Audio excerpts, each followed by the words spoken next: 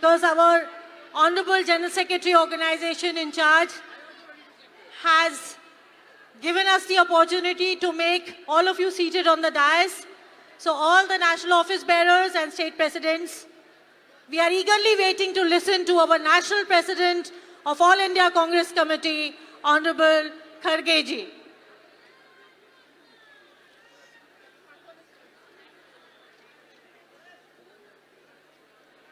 National Convention for महिला कांग्रेस और खासकर मेरा बूथ मेरी जिम्मेदारी इसका प्रतिज्ञा लेकर आप लोग आगे चुनाव में जा रहे हैं। इस मंच पे पधारे हुए हमारे ऑर्गेनाइजिंग सेक्रेटरी श्री वेणुगोपाल जी, सुश्री नेटा डिसूजी, अध्यक्ष अखिल भारतीय महिला कांग्रेस, इस मंच पे बैठे हुए सारे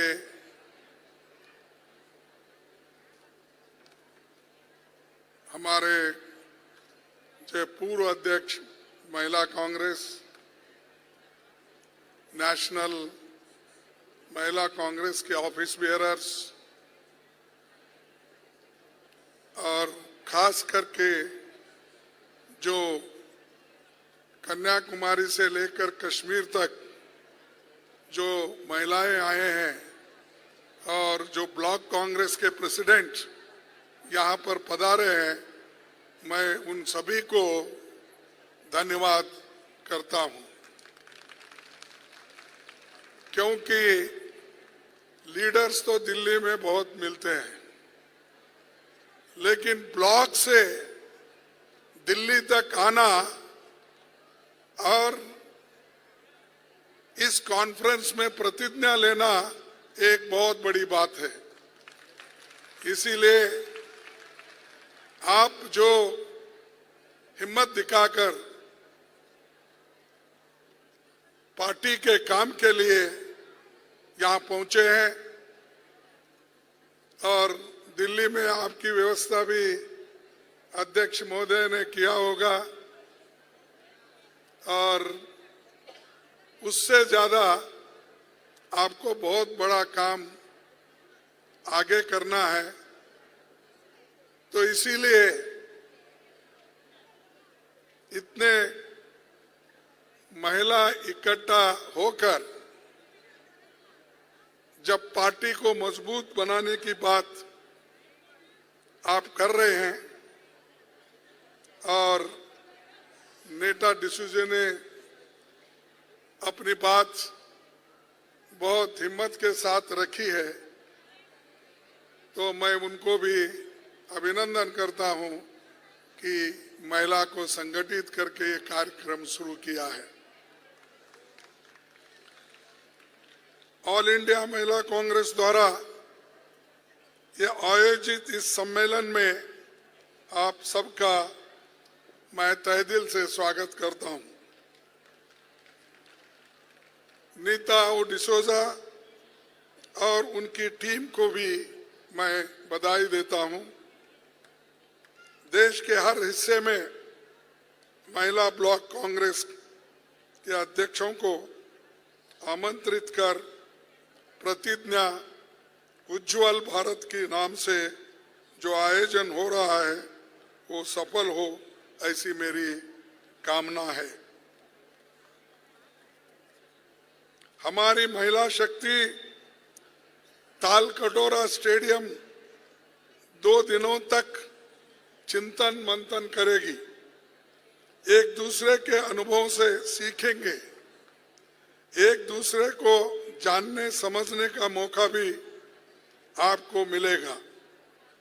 आगामी विधानसभा चुनावों और 2024 के लोकसभा चुनाव की तैयारी में आपका क्या योगदान हो, इसकी रणनीति भी यहाँ बनेगी। और मेरा बूथ मेरी जिम्मेदारी नाम से एक प्रोग्राम भी लॉन्च जो हमने अभी किया है, कुछ और मसले एजेंडे में है, ये सब चुनाव में काफी मददगार होंगे। मैं ऐसा भरोसा करता हूं कि जो वायदे आपने हमको दिया है वो असेंबली इलेक्शन में और आने वाले पार्लियामेंट इलेक्शन में भी आप करके दिखाएंगे, ऐसा मेरा विश्वास है।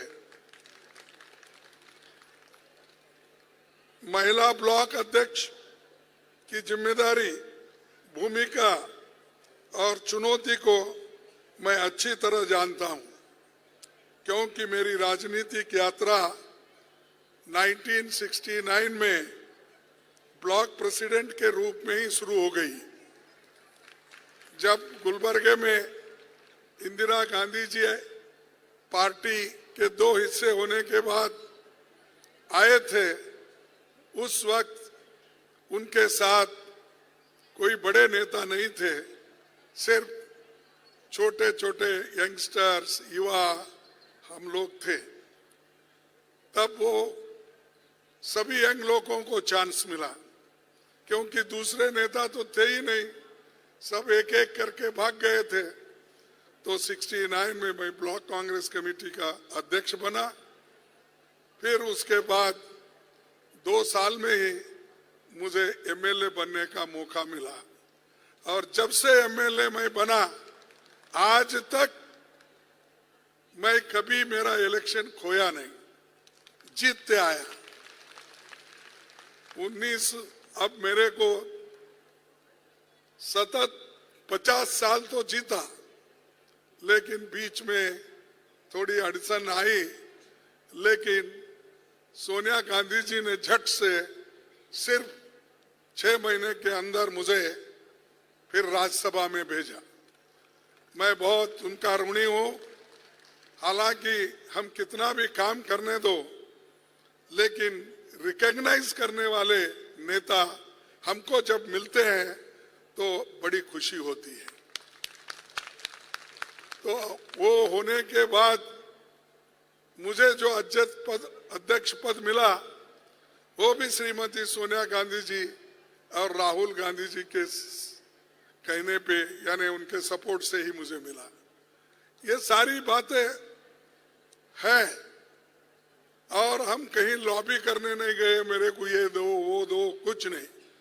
चंद चीजें ऑटोमेटिकली आए, चंद चीजें जो आना थे वो नहीं आए, वो बात और है। लेकिन कोई निराश नहीं होना, मेरा आपसे भी यही एक सूचना है। मुझे क्या मिला, मैं इतने दिन से काम कर रही हूँ, मैं 35 साल हो गया, 30 साल हो गया, मेरा जवानी इसी में गुजर गई, मेरे को कुछ नहीं बना है। ये हम देश के लिए अपना योगदान दे रहे हैं, अपने आप के लिए नहीं है, ये लोगों के लिए, ये एक सेवा है। गांधी जी को क्या मिला? क्या इस देश के प्रधानमंत्री बने? क्या इस देश के प्रेसिडेंट ऑफ इंडिया बने? लेकिन पूरा जीवन वो एक धोती, एक पंचा ऊपर डाल के इस देश को आजादी दिलाए, और उन्होंने आज जो आजादी दिलाई उसके वजह से हम ये डेमोक्रेसी में सब कुछ देख रहे हैं, एमएलए, एमपी, मिनिस्टर्स, प्रधानमंत्री।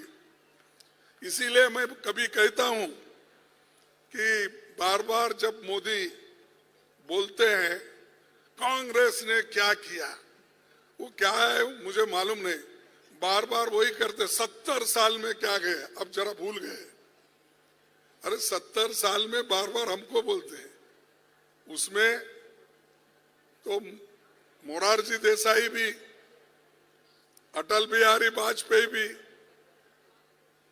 और नेता लोग भी प्रधानमंत्री बने, विश्वनाथ प्रताप सिंह भी बने, देवेगौड़ा 11 महीने बने, और गुजराल बने, कितने लोग।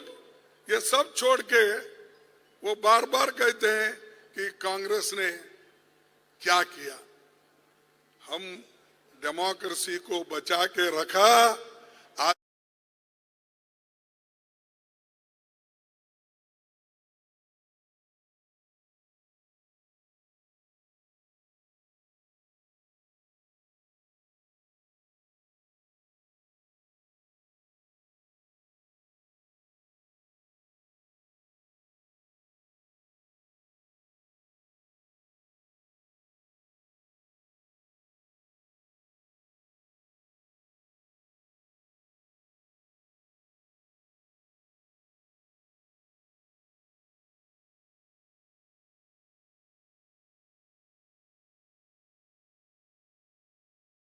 बार यही कहते हैं, हर भाषण में यही कहते हैं। परसों फिर उन्होंने पार्लियामेंट में भाषण किया, इतनी लंबी चौड़ी बात की, लेकिन उन्होंने कभी नेहरू जी को याद नहीं किया, गांधी जी को याद नहीं किया, वल्लभ भाई पटेल को याद नहीं किया, डॉक्टर बाबा साहब अम्बेडकर को याद नहीं किया, कुछ नहीं। मैं मोदी मोदी। और एक बात उन्होंने हमेशा कहते हैं, एक अकेला मोदी सब अपोजिशन पे भारी पड़ता है। तो आप देखिए एक आदमी का अहंकार कितना होता है। और उतना ही नहीं, परसों हमारे 15 अगस्त को आजादी के दिन उन्होंने तकरीर की, आने वाले 2024 में भी मैं यहां आकर झंडा फहराऊंगा। फिर कोई पूछे मेरे को, क्या मोदी जी तो ऐसा बोल रहे हैं, झंडा फिर से अपने लाल किले पे चढ़ाएंगे। मैं बोला ठीक है, वो जो बोले हैं झंडा तो जरूर फैलाएंगे, लेकिन उनके घर के ऊपर फैलाएंगे।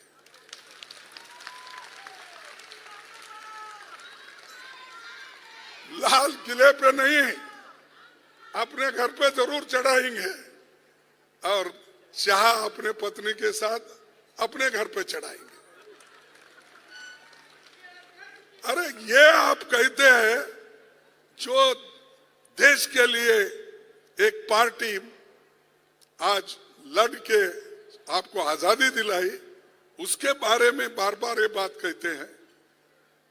इंदिरा गांधी जी ने अपनी जान कुर्बान की, क्योंकि देश को इकट्ठा रखने के लिए। राजीव गांधी जी ने देश को एकता से रखने के लिए अपना बलिदान दिया। ऐसे बड़े बड़े नेता देश के लिए बलिदान देने वाले, त्यागने वाले, मरने वाले हमारे कांग्रेस पार्टी में है। तुम्हारे पास कौन इस देश की आजादी के लिए मर क्या किए, देश को एक रखने के लिए क्या करे। मणिपुर उधर चल रहा है, लेकिन एक दिन इन्होंने झांके नहीं उधर। मणिपुर में आज ऐसा हो गया है, ट्राइबल में झगड़ा लगा है, हर गांव में झगड़ा लगा है। मणिपुर के 2 टुकड़े होने को आए हैं, ये सब काम वहां चल रहा है। तो मणिपुर के बारे में हमने कहा, आपने आके मणिपुर के बारे में बोलिए, पार्लियामेंट में बोलिए। हमने बहुत उनको रिक्वेस्ट किया, लेकिन वो नहीं आए। लोकसभा में आए जब अविश्वास प्रस्ताव वहां रखा गया, नो कॉन्फिडेंस मोशन, उस वक्त आए। अब राज्यसभा में नहीं रख सकते हम, क्योंकि वहां वो रूल्स नहीं है। तो और हम क्योंकि वो चुने हुए लोकसभा से होते हैं, तो वहां पर ही वो कर सकते हैं। तो हमारे पास तो उधर देखे भी नहीं। अरे एक ही प्रीमाइसेस में है, एक तरफ लोकसभा है, एक तरफ राज्यसभा है, लेकिन उधर झांक के भी नहीं देखे। और वो ये समझे कि राज्यसभा में जाना ये पाप है, इसीलिए उधर कदम भी नहीं रखे। और इतने लोग, 300 के नजदीक लोग मारे गए, 600 से ज्यादा लोग घायल हो गए। 6,000 से ज्यादा घर जल गए, जलाए गए, मोटर, गाड़ी, स्कूटर, एवरीथिंग। उसका भी पता नहीं, वहां पर उसके बारे में भी नहीं बोले, मुंह नहीं खोले। मुंह जब खोले, लाल किले पे खोले, वो भी 2 मिनट के लिए मणिपुर के बारे में। ऐसे लोग हैं तो वो देश की हिफाजत कैसा कर सकते हैं? देश के लिए क्या बलिदान दे सकते हैं? नहीं, वो डर के गए ही नहीं उधर।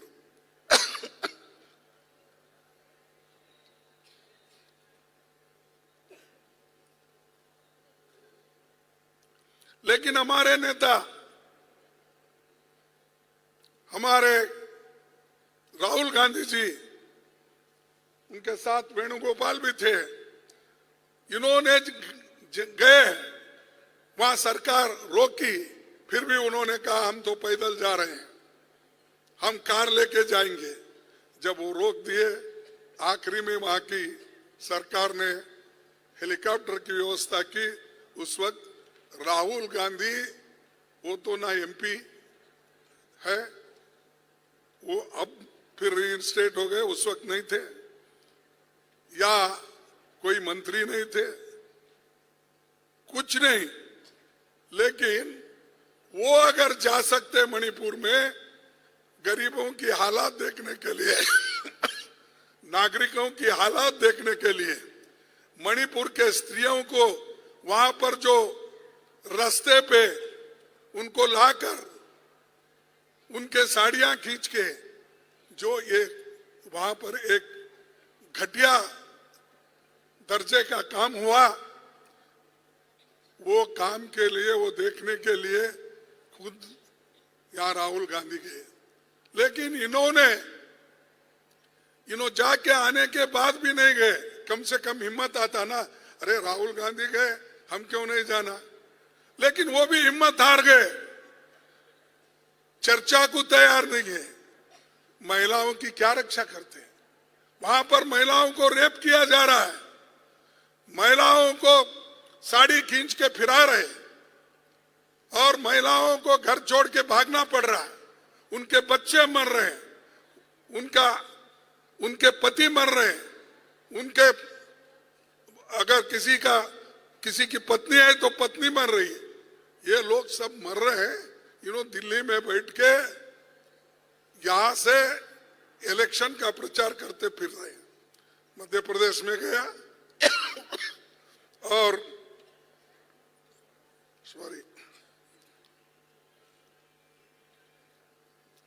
मध्य प्रदेश गए, राजस्थान गए, छत्तीसगढ़ गए। अरे यहां जाने को, इलेक्शन की प्रचार करने को आपको वक्त मिलता है। मणिपुर में इतना सत्यानाश हो रहा है, आप जा नहीं सकते, वहां समाधान नहीं कर सकते। नहीं, उनको समाधान करना नहीं, ये जोड़ने का काम नहीं करते, तोड़ने का काम करते हैं। राहुल गांधी जी ने तो 4,500 किलोमीटर पैदल चले। भारत जोड़ो उन्होंने किया, लेकिन मोदी भारत तोड़ो काम करते हैं। और अगर इनको हमदर्दी होती, वो जाके आ सकते थे। अब 3 महीने के ऊपर वहां जल रहा है। तो इसीलिए बहनों, आपको ये प्रतिज्ञा लेना है कि किसी ना किसी सूरत में इस बीजेपी के सरकार को 2024 में आप हटाएंगे। ये एक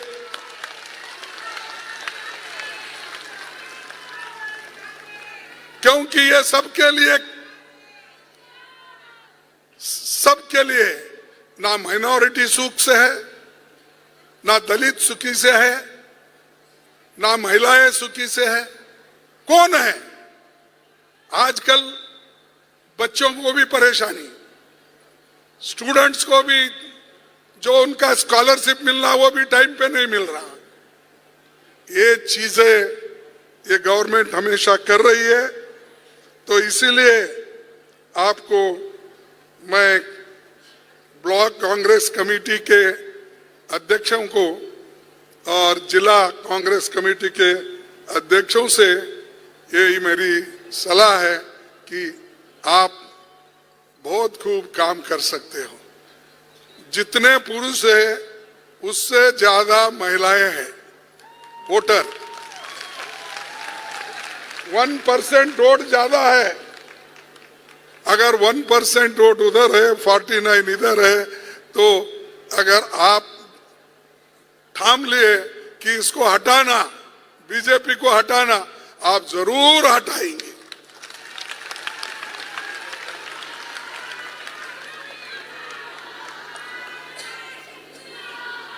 भारत में महिला शक्ति का प्रतीक है। ये सम्मेलन उसी दिल्ली में हो जहां 1236 में भारत की पहली महिला शासक रजिया सुल्ताना ने उस दौर में सत्ता संभाली थी। पहली महिला 800 साल पहले, जब ये सोच में भी नहीं था कि एक महिला काम का संभाल सकती है। इस घटना के करीब 800 साल होने जा रहे हैं। भारत में हर क्षेत्र में महिलाओं का महान योगदान रहा। हमारे पास अक्का महादेवी, रानी दुर्गावती, राजमाता जिजाबाई, कित्तूर रानी चन्नम्मा, रानी झांसी, बेगम हजरत महल, सावित्रीबाई फुले, ऐसे महिलाएं क्रांति की है इस देश में। अगर पुरुषों से भी ज्यादा उन्होंने काम किया, पढ़ाने का, लिखाने का, लड़ने का। अगर जिजा माता नहीं होती तो शिवाजी को शिक्षण नहीं मिलता लड़ने का। तो उनके शिवाजी के पीछे कौन है? जिजा माता है। ऐसे बहुत हमारे महिलाएं वीर महिलाएं हैं। तो ये एक बार उठे तो सबको संभालना मुश्किल हो जाएगा।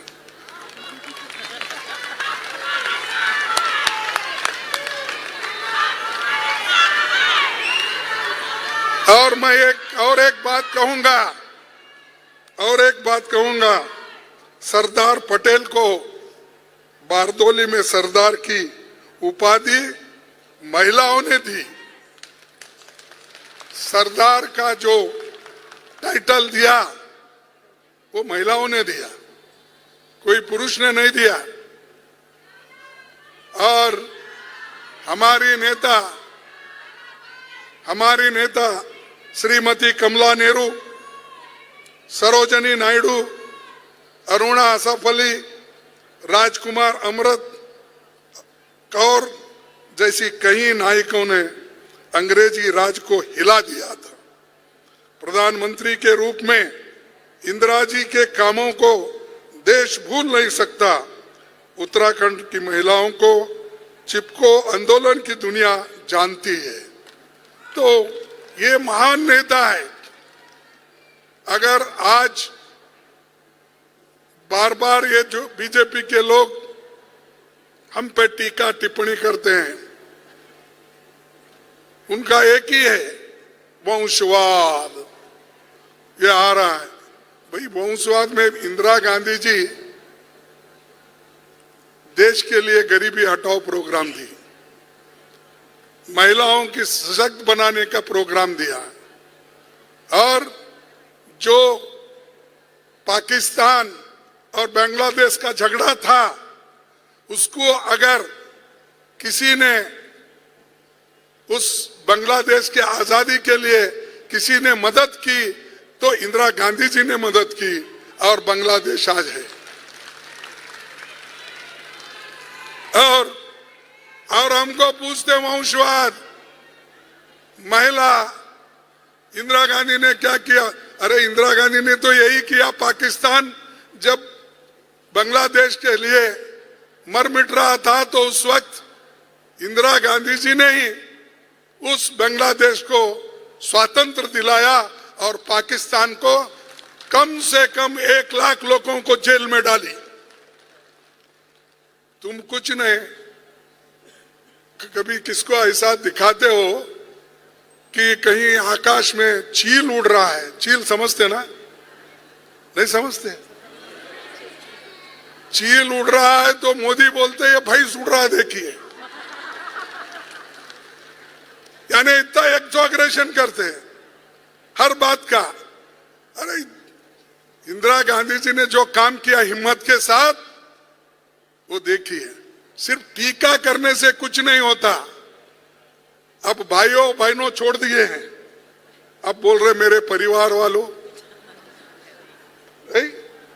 मेरे परिवार वालों, आप देखिए मैं इतनी कोशिश किया, ये अपोजिशन पार्टी वाले मुझे ऐसा कहते हैं, हाँ इंडिया ऐसा कर रही है।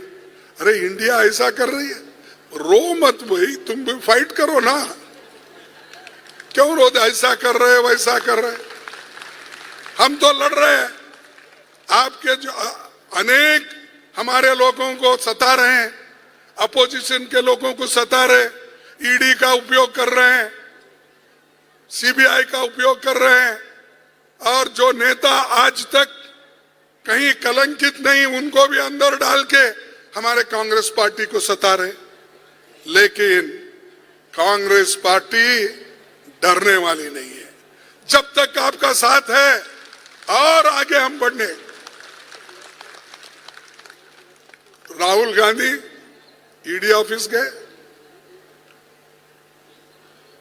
इंदिरा गांधी जी गए, मैं गया, सभी लोग ईडी ऑफिस जाके आए। अरे चुप्पी का चुप्पी सताना, बिठाना और कहना ये पेपर का कहां से लाए, ये पेपर का क्या करें, जो सालों से है। और वही पेपर हिंदुस्तान के आजादी के लिए पंडित जवाहरलाल नेहरू जी ने उपयोग किया, नेशनल हेराल्ड, उसकी भी आप ऐसी उसको ये बना रहे कि आप हरिश्चंद्र के बेटे हो और ये बाकी के लोग कोई नहीं इस देश के लिए किए नहीं। ये ऐसा एक भ्रम पैदा कर रहे हैं। तो उनको सबक सिखाएंगे आप ही, और हम आपके साथ रहेंगे, हम पीछे नहीं रहेंगे, हम साथ रहेंगे एक दूसरे के साथ, तो लड़ेंगे। और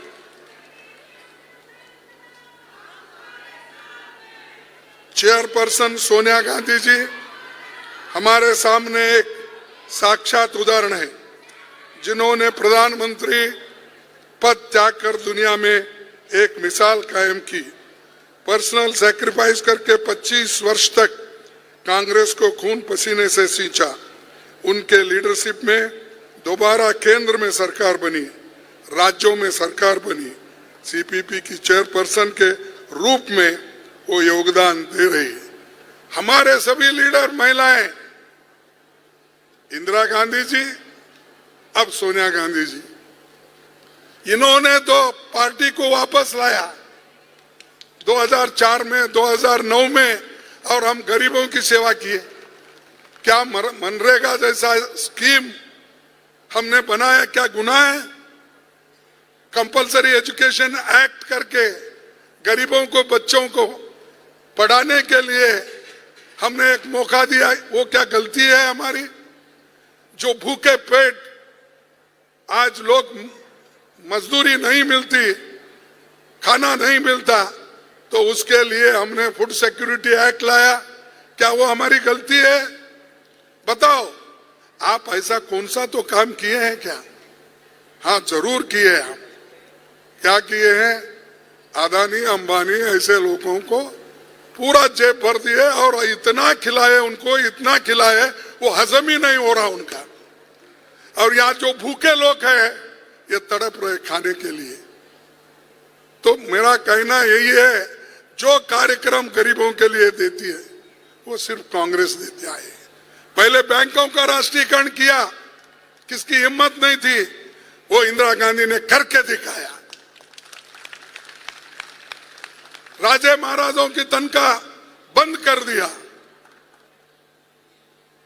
बॉन्डेड लेबर को उन्होंने छुटकारा दिया, भू सुधारना कानून लाया, कितने प्रोग्राम मैं बोलूं, 10 पॉइंट प्रोग्राम लाके तो पहले उन्होंने 69 में रेवोल्यूशन किया, फिर बाद में 75 में 20 पॉइंट प्रोग्राम लाकर उन्होंने सबके लिए कुछ ना कुछ दिया। तो ये काम गरीबों के लिए हमने किया। फिर हमको पूछते हैं क्या किए, ये सब आपको नहीं दिखता, क्योंकि या तो आप गरीबी देखे नहीं, और घर अच्छे अच्छे हैं आप लोगों के, इसीलिए आप लोग उधर ज्यादा ध्यान देते हैं, गरीबों के तरफ नहीं। दूसरा, भीमराव अंबेडकर जी ने कहा था, भारतीय नारी श्रम से नहीं घबराती, किंतु आंसुओं की चिंता करते हुए वो रोटी, असमान व्यवहार, शोषण से अवश्य डरती है। ये बात अंबेडकर जी ने कहा महिलाओं के बारे में, और वो खुद ही एक किताब भी लिखे उसमें, rise and fall of Hindu women, यानी हिंदू औरतों का क्या आज व्यवस्था है, परिस्थिति है, इसके बारे में भी चिंता हमारे लोग पहले किए। हालांकि हमारे पूर्वजों ने नहीं किया, हमारे पूर्वजों ने यहाँ तक करते थे कि महिला पढ़ना नहीं, महिला लिखना नहीं, महिला किसी जॉब में नहीं जाना, ऐसे सब हमारे पुरखे जो आज ठेकेदार बने हैं, आरएसएस बीजेपी वाले, ये सिखाते थे पहले। जिस उसूलों पे वो विश्वास रखते, वो उसूल ये है, वो आइडियोलॉजी ये है, महिलाओं को नहीं पढ़ाना, महिलाओं का काम सिर्फ पुरुषों की पूजा करना। अब इंदिरा गांधी जब बाहर आई, बाबा साहब अंबेडकर जैसे लोग इस देश का संविधान बनाए, नेहरू जी जैसे साइंटिफिक विचारधारा के प्रधानमंत्री बने, तब कुछ देश में थोड़ा सुधार आया। और इनके जमाने में उल्टा जा रहे हैं हम, प्रगति पर विचार धारा को लेके आगे नहीं बढ़ रहे हम तो पीछे जा रहे हैं, फिर पुराने विचारों को लाने का सोच रहे हैं। इसीलिए आपको ये सोचना है, और एक माँ, एक स्त्री जितना घर संभाल सकती है, उसको सुसंस्कृत बना सकती है अपने बच्चों को, कोई पुरुष नहीं बना सकता, कोई गवर्नमेंट नहीं बना सकती। ये सब कुछ आपके हाथ में है। मेरा दुर्दैव है, क्योंकि मैं अपने माँ को देख नहीं सका, मेरे बहन को देख नहीं सका, मेरे भाई को देख नहीं सका, मेरे चाचा को देख नहीं सका, क्योंकि मेरा घर उस वक्त जल गया जिस वक्त वहाँ हैदराबाद लिबरेशन में ये दंगे चल रहे थे। उस दंगे में मेरा पूरा घर चले और मैं एक ही घर में बचा, मैं और मेरे पिताजी, वो दोनों बचे। मैं ये 1946 की बात कर रहा हूँ, क्योंकि वहाँ पर 46, 47, 48 में दंगे हुए, तो सिर्फ हमारे पिताजी ने मुझे बचा के, संरक्षण करके गांव-गांव लेके गए। फिर आखिरी में गुलबर्गा में हम आके बसे। तो मुझे तो, मैं देखा नहीं मेरी बहन कैसी थी, मेरी माँ कैसी थी, लेकिन आप लोग बड़े खुश नसीब हो, आपके पास माँ है, आपके पास बहन है, आपके पास भाई है, आपके पास पिता है, सभी लोग हैं। लेकिन हमने वो जो आशीर्वाद से दूर हो गए, लेकिन लोगों ने आशीर्वाद दिया, कांग्रेस पार्टी ने मुझे बढ़ाया, और सभी ने मुझे एक आशीर्वाद देकर, मैं स्टूडेंट यूनियन से लेकर खुद लड़ता था, अपने पैर पे जीतता था, और मैं खुद अपने यूनियन बनाया, मैं लड़ता था। ये सब देखकर कांग्रेस पार्टी 69 में मुझे ब्लॉक कांग्रेस कमेटी बनाई, और मैं कांग्रेस में शामिल हुआ, उसके उसूलों को देखकर, जो आइडियोलॉजी थी, जो इंदिरा गांधी ने बताया था, जो नेहरू जी ने बताया था, उस आइडियोलॉजी को पढ़ के देखकर मैं कदम रखा और वो कदम बढ़ते जा रहा है क्योंकि आप सभी लोग सपोर्ट कर रहे हैं।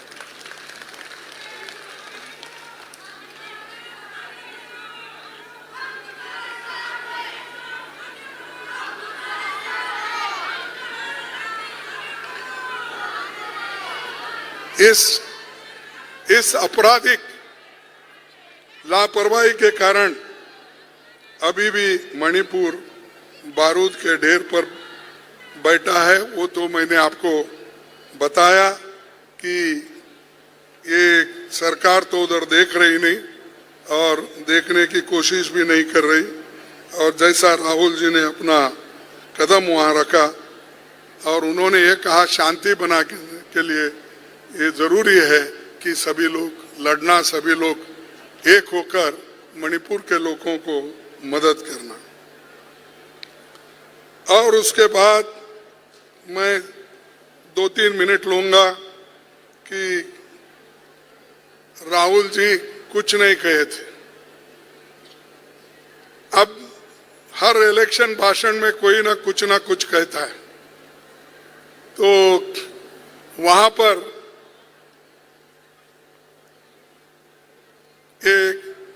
एक स्पीच में उन्होंने एक आदमी का नाम किसी का नहीं लिया, लेकिन उनका सरनेम लेकर कुछ बोले, तो उसको इतनी बड़ी सजा मिली। आप प्रावधान है उस क्रिमिनल प्रोसीजर कोड में सिर्फ 2 साल का, पूरा 2 साल उनके ऊपर लगा दिया और उनको 24 घंटे में बर्खास्त भी कर दिया और उनको उनका मेंबरशिप भी निकाल दिया। ये डेमोक्रेसी में ऐसा होता है? कई लोगों को माफ किए। सोनिया गांधी जी, जो लोग राजीव गांधी जी का हत्यारे बनकर थे, उन लोगों को सोनिया गांधी ने माफ कर दिया और बोला ठीक है, इनको छुटकारा दे दो, छोड़ दो। अरे एक महिला इतना कंपैशनेट होके, इतने ये होके, उतना दर्द सहन करके उन्होंने ये काम किया, लेकिन आप लोग क्या करते हैं? मारो, तोड़ो, अंदर डालो, फिर कभी नहीं उठना। सभी लीडरों को अंदर डाल के कोई भाषण देता है, अगर कुछ कहता है उनके खिलाफ उसको केस में डालो, दूसरा कोई आता है उसको जेल में डालो। ऐसा जेल की और एफआईआर करने की आदत उनके पास ज्यादा हो गई। और बहुत से राइटर्स, बहुत से लोग आज जो सच्चाई कहते हैं, वो सच्चाई कहने वालों को वो लोग उनका सहन नहीं कर रहे, उनको जेल भेज रहे हैं और बंद कर रहे हैं। और मेरे ऊपर भी, मैं ज्यादा कहीं बाहर उतने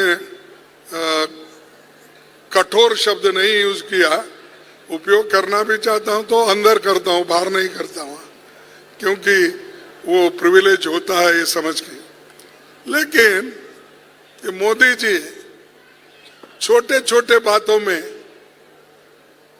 कहते हैं, कभी सिंपैथी हासिल करने के लिए वो ये कहते हैं कि मैं एक चाय वाला हूं, एक गरीब बेटा हूं। गरीब बेटा इस प्रदेश के प्रधानमंत्री बना, ये किसको सहन नहीं हो रहा? ये कौन बोले भाई हम सहन नहीं करते? अरे आपको तो सहन कर रहे हैं, इसीलिए तो आप 10 साल से वहां बैठे हैं, 13.5 साल से आप चीफ मिनिस्टर बने, फिर भी आपको ये ऐसा सिंपैथी लेने का क्या है? आप जैसे गरीब बहुत है, अगर मोदी जैसे गरीब लोग देश में बने तो देश का उद्धार हो ही जाता है। हाँ, इतनी वो अगर रोज एक जैकेट 10 लाख की कोट पहनने वाला अगर सिटीजन हो गया, कोई नागरिक हो गया तो खत्म, सबको मिल जाता है, कोई सवाल ही नहीं। फिर कहा है गरीबी की रखा, ऊपर क्या नीचे क्या, ये क्यों करते हो? सिंपैथी के लिए। आप काम करो, काम करके आप बताइए। गरीबों के लिए तो कोई काम नहीं करते, सिर्फ आधा भाषण तो कांग्रेस में टीका करने के लिए वहां पर ठहरते हो। लाल किला हो या पार्लियामेंट हो या इलेक्शन भाषण हो, कांग्रेस के बगैर या राहुल गांधी के नाम लिए बगैर प्रत्यक्ष और अप्रत्यक्ष रूप से नाम लेना, वही बनाना, ये जो चल रहा है इसको आप तोड़ सकते हो, इनको आपका लेसन सिखा सकते हो इनको, तो आप ये काम करेंगे, ये मैं आशा रखता हूं।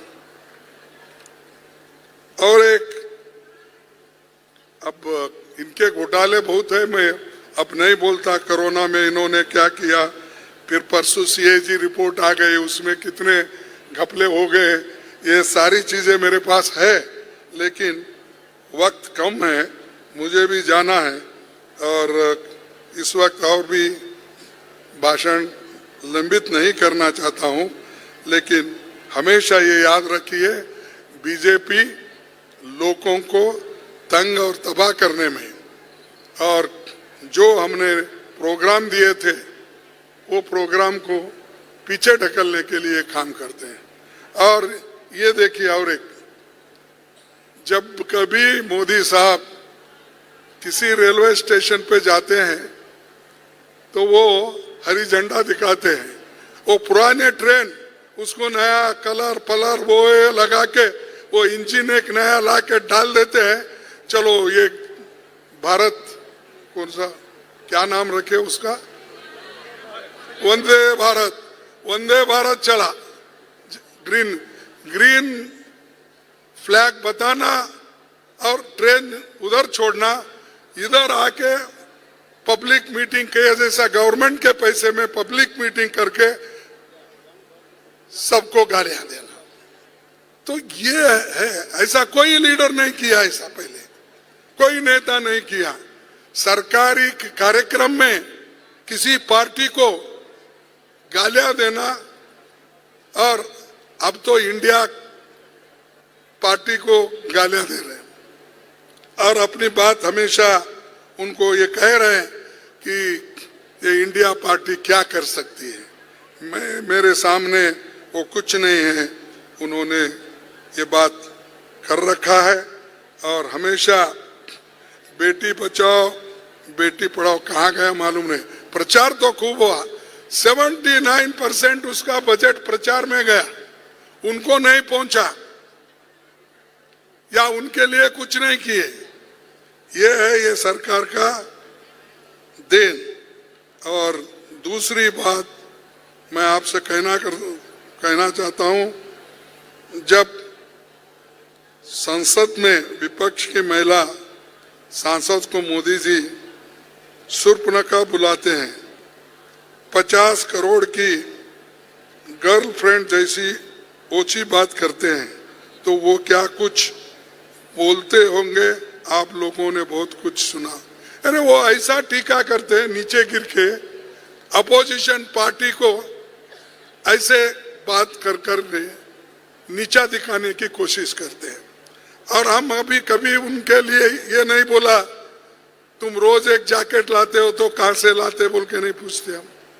10 करोड़ का या 10 लाख का कोट पहनते हो तो कहां से लाए बोल के, उसका इनकम टैक्स का चीटी है या आपको कुछ मिल रहा है, ये अपना टैक्स देकर लाके वो कोट उसने बनाया नहीं। तो इसीलिए ये उनकी आदत है बार बार ऐसा कहने का।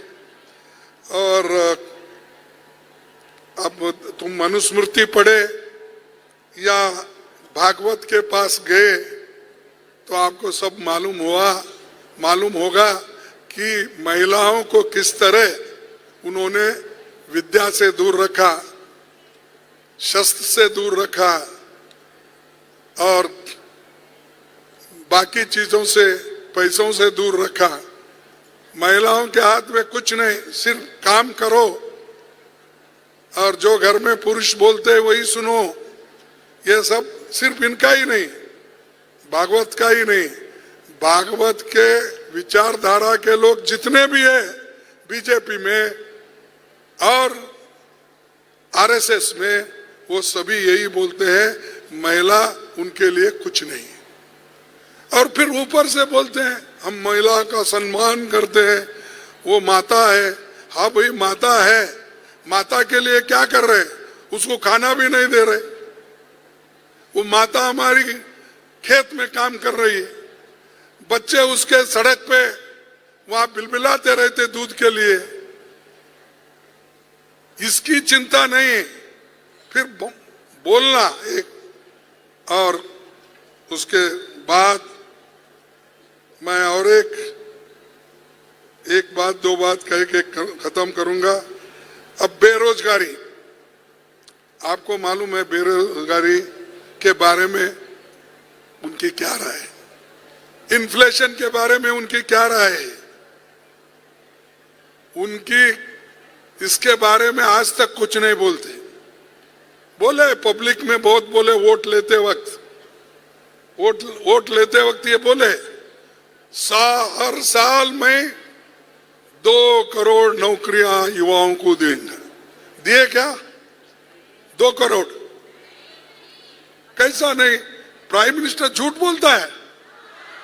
अरे आप फजूल की बात कर रहे हो।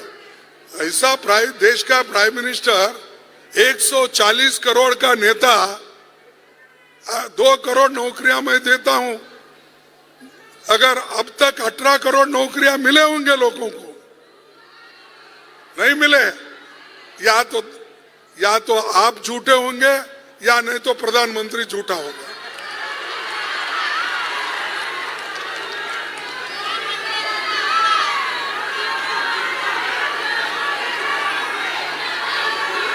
अच्छा छोड़ दो, अच्छा वो छोड़ दो भाई, छोड़ दो, वो झूठ बोला। और एक बात, हर एक लोगों को, हर एक फैमिली में उनके जेब में 15-15 लाख रुपए डालने की बात किए थे, मिला? ये भी झूठ बोल रहे हैं आप, क्योंकि इस देश का प्रधानमंत्री इतना प्रामाणिक है और जो बोलता है वो करता है, आप उसको ऐसा बेईमान बोल रहे हैं।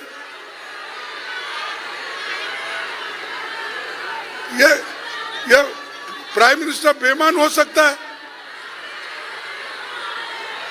15 लाख रुपए लेके आप झूठ बोल रहे हो।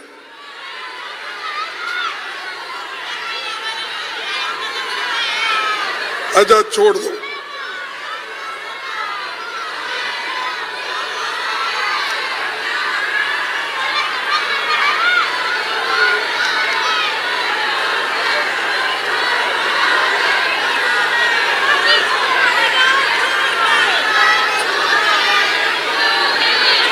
हाँ ठीक है, ठीक है,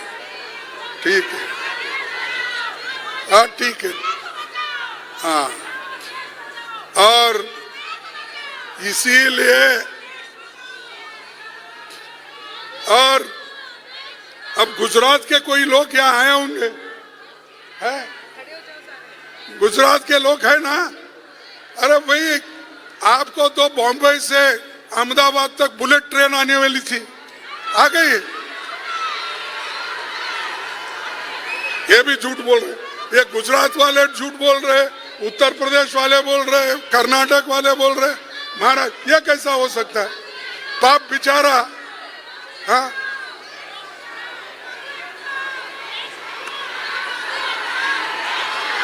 ओके, बैठिए बैठिए।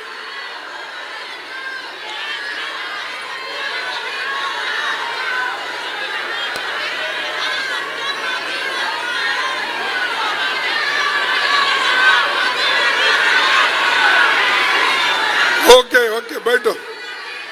थैंक यू ये आपका जो रिएक्शन है देखकर मुझे खुशी हुई। अगर यही रिएक्शन आप चुनाव में देंगे, काम करेंगे, तो उनका 12 बज जाएगा। तो इसलिए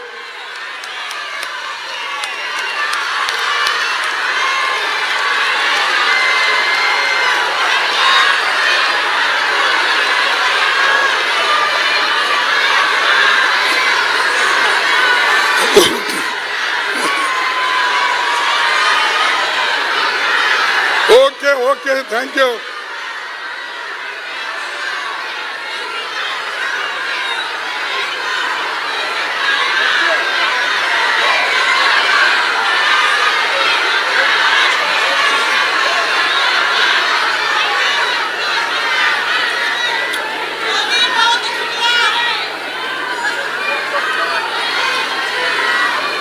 और आखिरी एक बात बोलता हूं, अब बाकी का रिजर्व रखेंगे, उधर जब आपके तरफ आएंगे बोल लेंगे।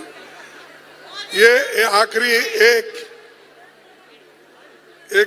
हमारे पास कहने के लिए एक कहावत है या कविता है।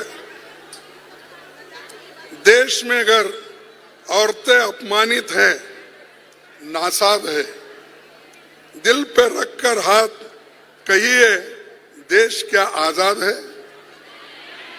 जिनका पैदा होना ही अपशकुन है, नापाक है।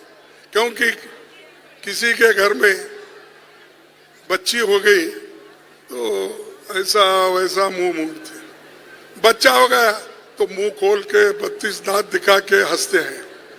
तो ये जो है, जिनका पैदा होना ही अपशकुन नापाक है, औरतों की जिंदगी क्या खाक है। चुप है, लेकिन ये ना समझो हम सदा को हारे हैं। राख के नीचे अभी भी जल रहे हैं अंगारे, तो जिंदा है। तो इसलिए बहनों, आप बड़े जोश के साथ आए हैं, आपका जोश ऐसा ही रहने दो। ये मुल्क का सवाल है, मुल्क को बचाने का सवाल है। और खासकर ये जो हमको वोट का अधिकार मिला, दूसरे देशों में महिलाओं को आजादी के साथ साथ वोट नहीं मिला। चाहे अमेरिका हो, चाहे लंदन हो, चाहे फ्रांस हो, बहुत से ऑस्ट्रेलिया हो, ये बड़े बड़े देश तो डेमोक्रेटिक बोलते हैं, लेकिन उनको वोटिंग का अधिकार कब मिला? आजादी मिलने के उनके 100 साल, 2 साल, 300 साल के बाद उनको वोटिंग का हक मिला। लेकिन यहाँ पर जवाहरलाल नेहरू जी और डॉक्टर अंबेडकर ने कॉन्स्टिट्यूंट असेंबली में संविधान बनाते वक्त ही महिलाओं को, पुरुषों को, गरीबों को, अमीरों को एक साथ वोट का अधिकार दिया। वो अडल्ट फ्रेंचाइज, वो अडल्ट फ्रेंचाइज। आज सफाई कर्मचारी को भी वही वोट का अधिकार है। अगर कोई बड़ा सरमाएदार है, अमीर आदमी है, उसको भी एक वोट का। ये किसने किया? ये कांग्रेस ने किया है, ये मोदी ने किया नहीं, मोदी किया होगा। देखिए, ठीक है, इसीलिए जो कुछ उन्होंने किया भी नहीं, हमारे स्कूल में पढ़ के हमको ही ऐसा बोल रहे हैं, आप कुछ नहीं किए, कुछ नहीं किए। अब भाई हम कुछ तो कुछ किए हैं, इसलिए आप लोग जिंदा है। नहीं तो यहाँ गेहूं नहीं मिला, बाहर का गेहूं ला के खाते थे, खाना नहीं मिलता था। बड़े बड़े कारखाने बनाए, IIT बनाए, इंजीनियरिंग कॉलेज बनाए, ये सब किसकी देन है? फिर बस है, तुम जाके बोलो तुम कुछ नहीं करे, बोलो ये करे सो है, उनको घेरो और बोलो। सबको मेरा धन्यवाद। और आपने जो बहुत ही पेशेंस लिए सुना, बहुत लंबी बात करने के बावजूद भी आप मुझे सहन किए, यही बड़ी बात है। आप सबको मेरा नमस्कार, धन्यवाद।